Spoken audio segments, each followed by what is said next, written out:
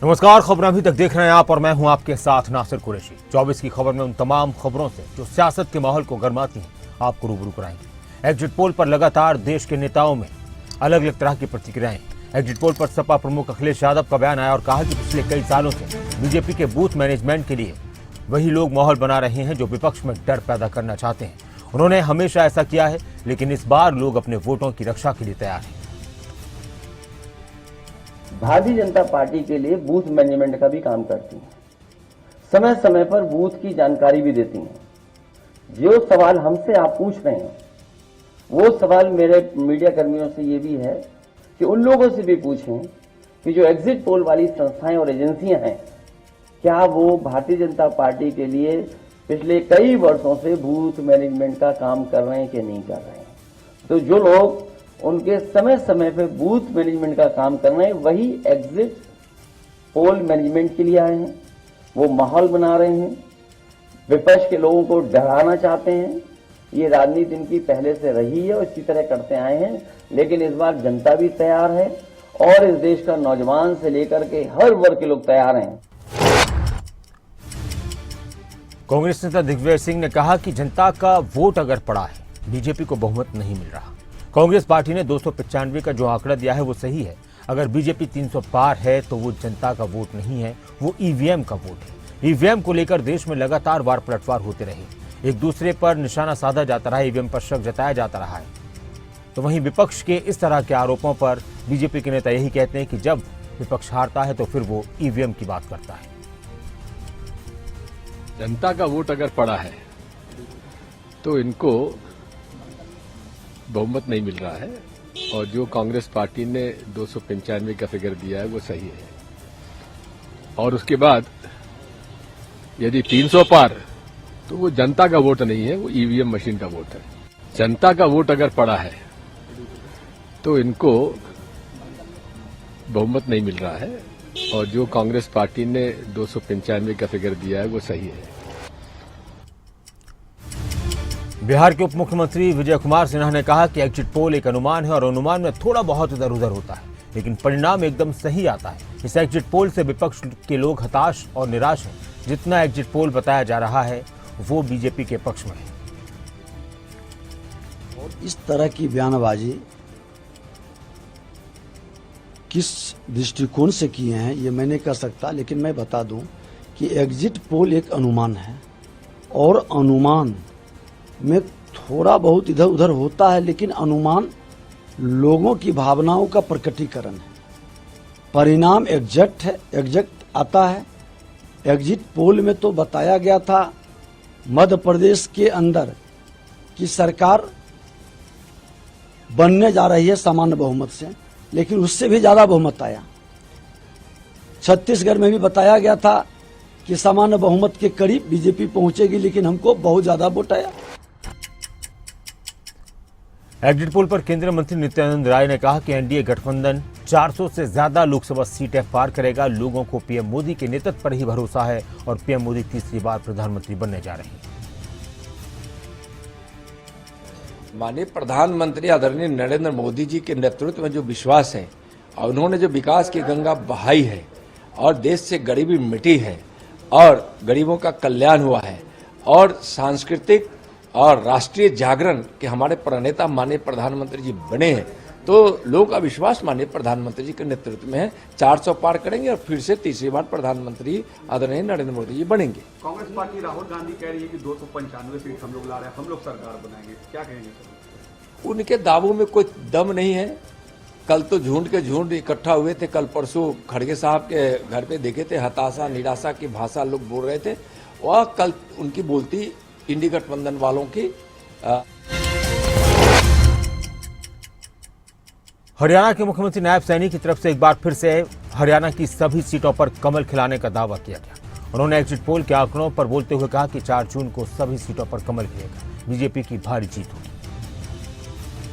नहीं, देखिए 4 जून को जब रिजल्ट आएगा वो रिजल्ट साबित कर देगा, जब 11 के 11 कमल के फूल बड़े मैंडेट के साथ हरियाणा में खिल रहे हैं और कोई संशय नहीं है किसी प्रकार की।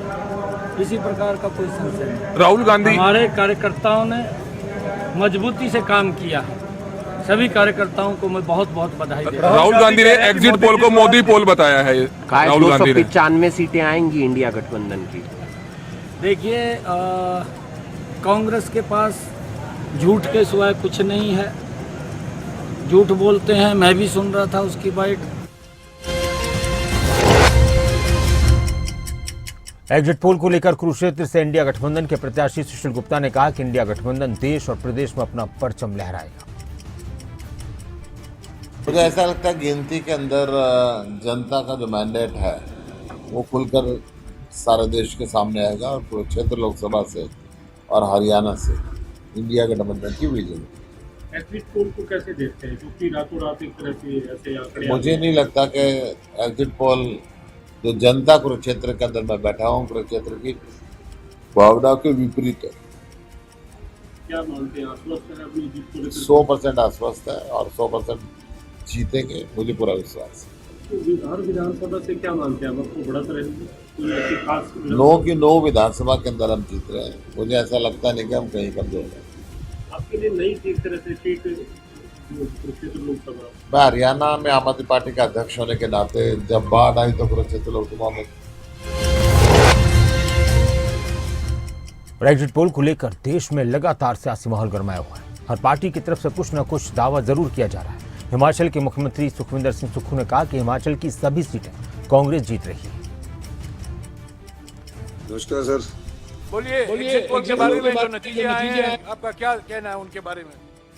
हिमाचल में चारों सीटों में टफ फाइट है पार्लियामेंट के, और 2 सीटों में कांग्रेस का एज है, और इवन अनुराग ठाकुर जी को भी टफेस्ट फाइट है और आगे भी। पर ये जो एग्जिट पोल आया है, फील्ड पोल कुछ और बोलता है, एग्जिट पोल कुछ और बोलता है। हम तो फील्ड के लोग हैं, फील्ड में हमने देखा है, और 6 की 6 हम अभी जो विधानसभा के इलेक्शन हो रहे हैं वो भी जीत रहे हैं। तो आप 4 तारीख को देखना, उस समय आपके सामने स्पष्ट आ जाएगा। लेकिन मेरा मानना है कि 2 सीट्स हम एज पर है और 2 में हमारा टफेस्ट कंटेस्ट है। मेरा ख्याल है ये एग्जिट पोल ना पिछले आंकड़े देखकर कैलकुलेट करके कर रहा होगा।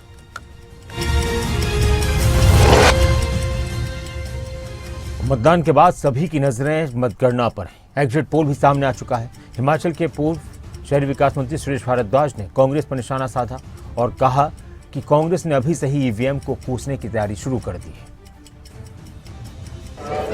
देखिए, कांग्रेस जो है वो अभी तो एग्जिट पोल को मानने से इनकार कर रही है, लेकिन परसों जब रिजल्ट आएगा तो वो सारा ठीकरा जो है वो ईवीएम पर फोड़ देंगे कि जी ईवीएम में ही गड़बड़ हो गई है, इसलिए ये सारा हुआ है। वास्तव में कांग्रेस को भी मालूम है कि देश में मोदी जी की सुनामी चल रही है, क्योंकि देश की जनता ये जानती है कि देश को विकसित भारत बनाने के लिए मोदी के अलावा आज दूसरा कोई व्यक्ति देश भर में नहीं है। और कांग्रेस जो है, उत्तर प्रदेश कांग्रेस अध्यक्ष और वाराणसी लोकसभा सीट से उम्मीदवार अजय राय ने कहा कि ये एग्जिट पोल भ्रमित करने वाला है, इस पर रोक लगनी चाहिए। हम सब बहुत अच्छा प्रदर्शन कर रहे हैं। निश्चित तौर से पूरी तरीके से मनगढ़ंत है और पूरी तरीके से भ्रमित करने वाला ये एग्जिट पोल है कि कैसे जनता को भ्रमित किया जाए, परेशान किया जाए। और परेशान होकर लोग फ़ोन कर रहे हैं, आम जनता को कैसे इसको दबाव में लेने का काम है। ये पूरी तरह से बंद होना चाहिए, इस पर रोक लगनी चाहिए। और जो जनता का जो मैंडेट है, जो जनता ने हमें मत दिया है पूरे देश के लोगों को, उसको सामने आना चाहिए। इस तरह की चीज़ें नहीं चलनी चाहिए। ये पूरी तरीके से फेक है, मनगढ़ंत है, कमरे में बैठ के बनाया हुआ एग्जिट पोल है। जैसे इन्होंने बनारस में कहा 10 लाख पार की हवा निकल गई, 11 लाख वोट पड़ा, और अभी ये 400 जो बोला था 400 प्लस वही एग्जिट पोल दिखा रहा है। वो पूरी तरीके से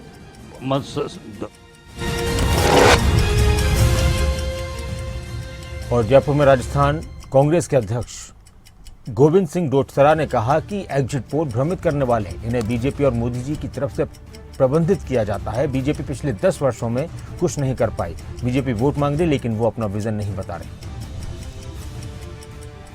आए हैं वो बिल्कुल भ्रमित करने वाले हैं ये मैनेज्ड हैं और भारतीय जनता पार्टी और मोदी जी का पूरी तरीके से मैनेज्ड प्रोग्राम है, वो जिससे वो लोग बाग प्रशासन के ऊपर दबाव बना सके काउंटिंग के समय, वो अन्य दलों से लोगों को तोड़ने में, तोड़फोड़ करने में जिसमें उनकी महारत हासिल है, वो खेल कर सकें।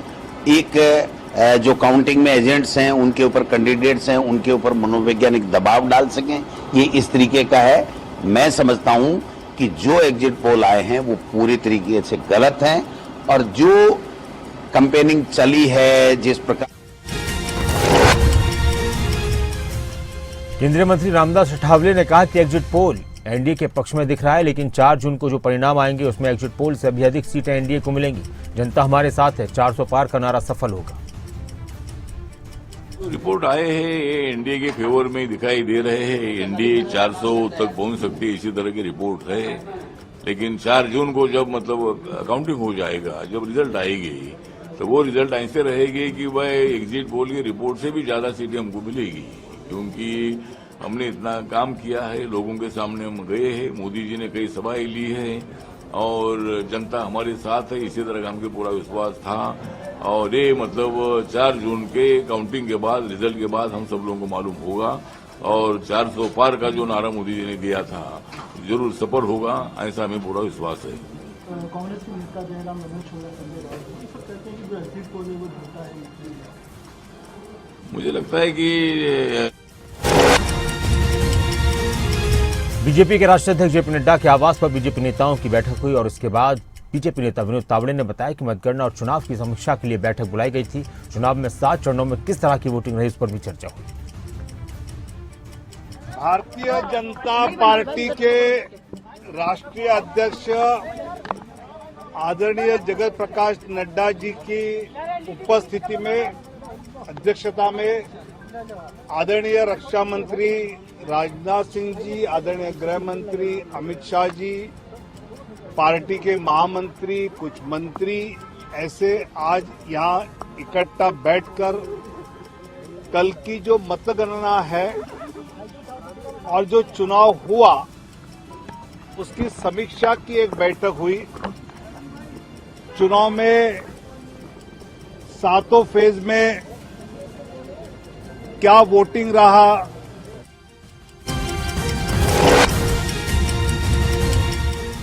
बीजेपी नेता रविशंकर प्रसाद ने कहा कि इंडिया गठबंधन की जबरदस्त हार होने वाली है और ये 4 तारीख के बाद बिखरने वाला है।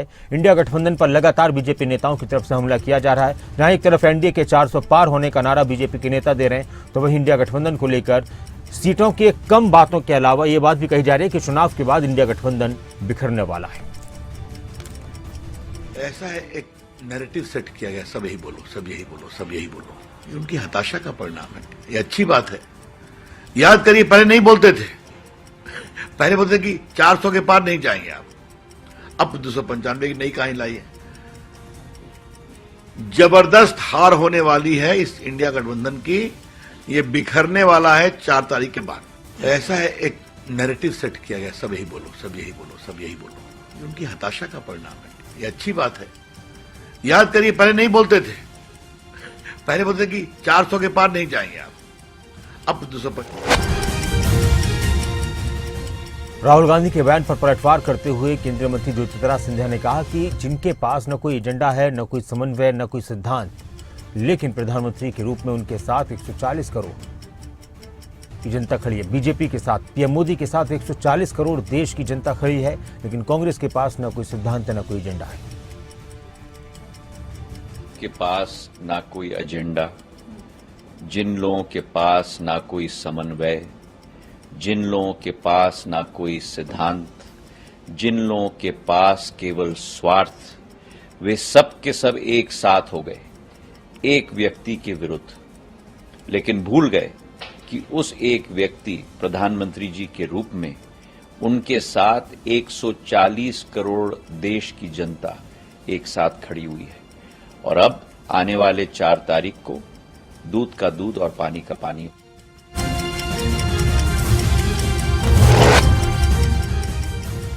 हरियाणा के मुख्यमंत्री नायब सैनी ने कहा कि राहुल जी बचपने की बातें करते हैं। मोदी जी जहां दुनिया में देश का सम्मान और गौरव बढ़ाने के लिए काम कर रहे हैं तो वहीं राहुल गांधी इसे घटाने के लिए काम कर रहे हैं। न उनकी राहुल गांधी की नीति है और न ही नियत है। मोदी जी के पास नीति और नियत दोनों है। देखिए, राहुल जी बचपना की बातें करते हैं और वो अभी भी उनमें सिंसियरिटी नहीं है। देश के लोग मोदी जी ने जो काम किए हैं, ये भी उनकी बचपने की बात है कि मोदी जी लगे हुए हैं पूरी दुनिया में भारत का सम्मान गौरव बढ़ाने के लिए, और राहुल गांधी साहब लगे हुए हैं भारत के सम्मान गौरव को कम करने के लिए पूरी दुनिया। ये एकदम स्पष्ट नज़र है कि वो बचपना उसके अंदर है और वो उस तरीके की सोच नहीं है, ना उनकी सोच है, ना उनकी नीति है, ना नियत है। और शिवसेना नेता संजय राउत ने कहा कि चुनाव आयोग के बारे में लोगों के मन में बहुत शंका है। चुनाव आयोग एक निष्पक्ष संस्था है, लेकिन जिस तरह से बार बार विपक्षी दलों को जाकर चुनाव आयोग के आगे हाथ जोड़ना पड़ता है, चुनाव आयोग सुना अनसुना करती है, ये निष्पक्ष संस्था के लक्षण नहीं है। के बारे में लोगों के मन में बहुत शंकाएं हैं। इलेक्शन कमीशन एक न्यूट्रल बॉडी है, एक संवैधानिक संस्था है, लेकिन जिस तरह से बार बार हमको जाकर सभी विपक्षी दलों को जाकर चुनाव आयोग के सामने हाथ जोड़ना पड़ता है, कुछ बातें सामने लानी पड़ती है और चुनाव आयोग भी सुना अनसुना करती है, ये इंडिपेंडेंट बॉडी का लक्षण नहीं है। प्रधानमंत्री कांग्रेस नेता जयराम रमेश के बयान पर मुख्य चुनाव आयुक्त राजीव कुमार ने कहा कि ऐसा कैसे हो सकता है? क्या कोई डीएम आरोप प्रभावित कर सकता है? हमें बताएं कि किसने किया, हम उसको सजा देंगे। ये ठीक नहीं है कि आप अफवाह फैलाएं और सभी को शक के दायरे में ले आएं।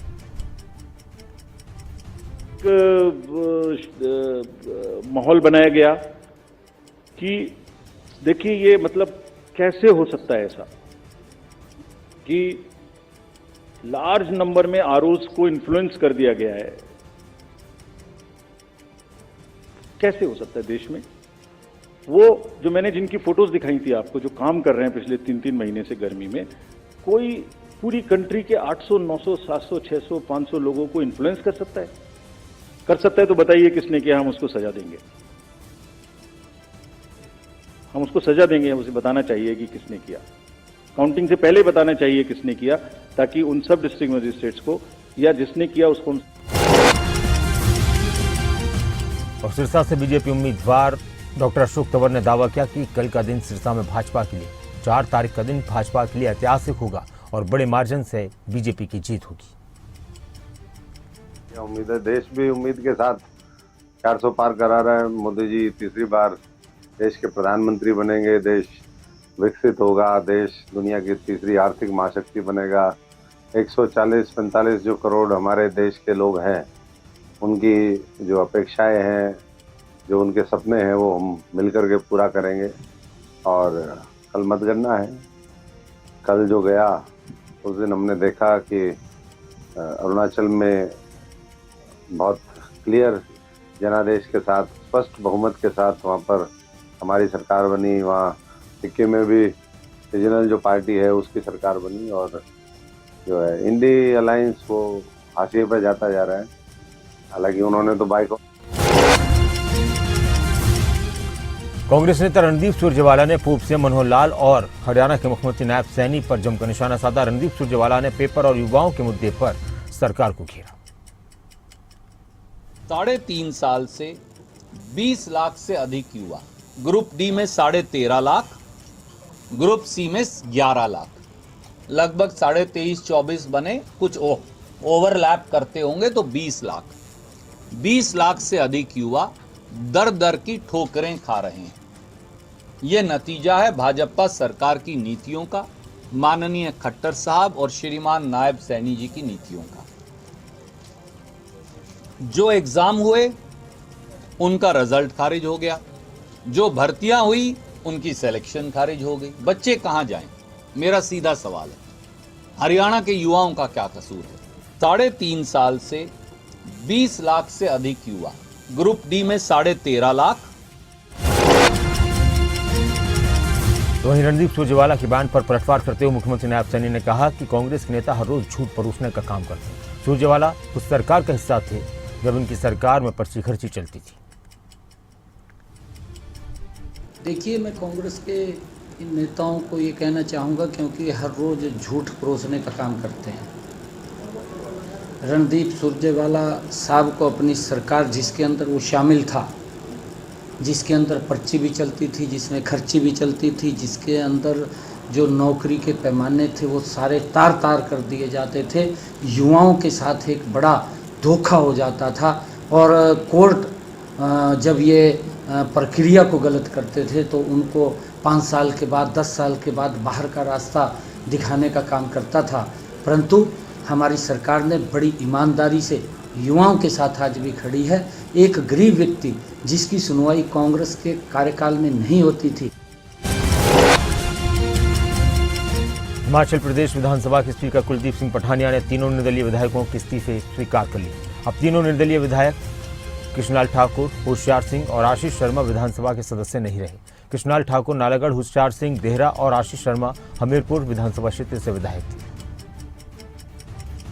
कि जैसा आपको मालूम है कि हमारे 3 जो माननीय सदस्य 14वीं विधानसभा के हैं, श्री होशियार सिंह जी देहरा से और केएल ठाकुर नालागढ़ से और आशीष शर्मा हमीरपुर से, इन्होंने 22 मार्च को